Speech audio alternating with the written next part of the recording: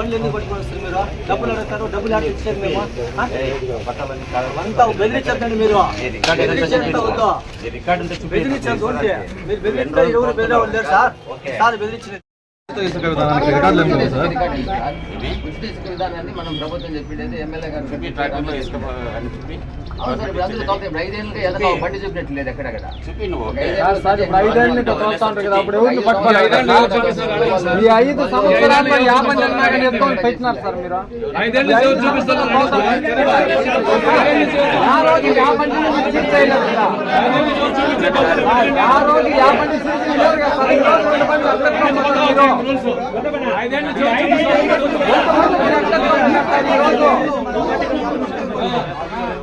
కాదు ఎట్లా రోజు పెడతారు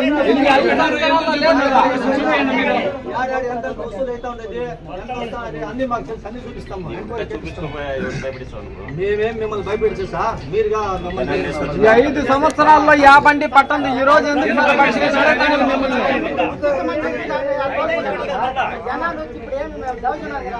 ఉచితమని చెప్పినారు కాబట్టి మేము 1500తో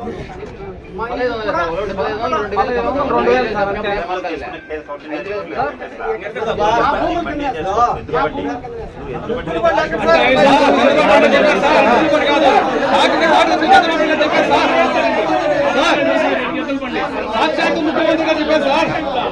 సాక్షాత్ ముఖ్యమంత్రి గారు చెప్పారు.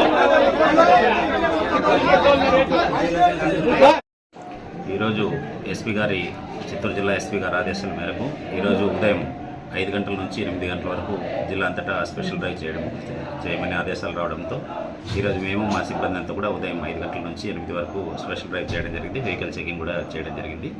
గుడియాతం సర్కిల్లో కాలేజ్ ముందర ఉన్నటువంటి ఆ ప్లేస్లో మేము మార్నింగ్ వెహికల్ చెకింగ్ చేస్తున్నప్పుడు టువర్డ్స్ కూర్మాయి సైడ్ నుంచి 2 ట్రాక్టర్లు ఇసుక ట్రాక్టర్లు రావడం జరిగింది. వాళ్ళ ట్రాక్టర్లు ఆపి వాళ్ళ డ్రైవర్ల దగ్గర మీ దగ్గర ఈ ట్రాన్స్పోర్ట్కి ఏదైనా ఆధారాలు ఉన్నాయంటే ఏ ఆధారాలు లేవని చెప్పడం జరిగింది. ఇవి పెద్ద పని అయినవి అని చెప్పడం జరిగింది. సరే రికార్డు లేవు కాబట్టి ముందు తదుపరి చర్య నిమిత్తం మేము వాటిని సీజ్ చేయడం జరిగింది. సీజ్ చేసి ఎంఆర్ఓకు తగు చర్య నిమిత్తం రిపోర్ట్ కూడా పంపడం జరిగింది. ఇప్పుడు ఆయన మార్నింగ్ నుంచి చాలా ఫోన్లు చేసి వదలమని చెప్తా ఉన్నాడు. అవి ఆల్రెడీ పంపించేసాం, మీరు అక్కడ ఫైన్ కట్టుకొని తీసుకోమని చెప్పాము. ఆయన వదలలేని దానికి కొంతమంది మనుషులు వేసుకొని వచ్చి స్టేషన్ దగ్గర ధర్నా చేయడం ఇంకా మీరంతా చూశారు. దానికి ఎటువంటి రికార్డ్స్ లేవు కాబట్టి వాటిని మేము స్వాధీనం చేసుకోవడం జరిగింది. చంద్రశేఖర్ పర్సనల్గా ఆరోపిస్తున్నారు.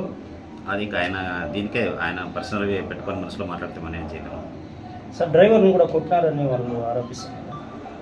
పట్టే అవసరం ఉండదు కదా ట్రాక్టర్ దీంట్లో అంతా. ఎందుకు కొడతాం? మాకేం అవసరం?